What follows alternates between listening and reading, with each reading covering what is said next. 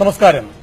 ക്രിമിനലുകളുടെ കൂട്ടുകാരായ ഈ രണ്ട് നേതാക്കന്മാരെ കേരളം ഇന്ന് കണ്ണു തുറന്ന് കാണണം. കെ സുധാകരനും എൻ ഷംസീറും.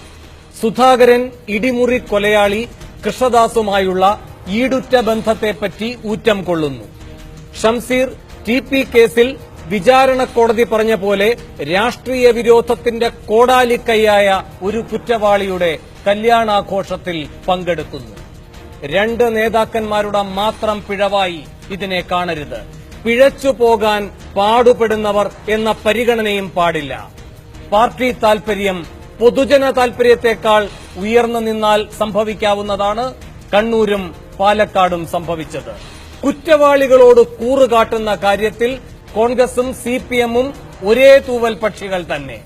വേട്ടക്കാരാണ് വേണ്ടപ്പെട്ടവരെന്ന് ഇതിലും വ്യക്തമായി എങ്ങനെ വിളിച്ചു പറയണം ഭരണപക്ഷ പാർട്ടിയും പ്രതിപക്ഷ പാർട്ടിയും. സുധാകരനും ഷംസീറും കരുക്കൾ മാത്രം. സുധാകരനെ പേരിനെങ്കിലും തള്ളാൻ കെപിസിസി തയ്യാറായി. ഷംസീറിന്റെ കാര്യത്തിലോ കോടിയേരിയുടെ പാർട്ടി കാണാത്ത മട്ട് കാട്ടുന്നു.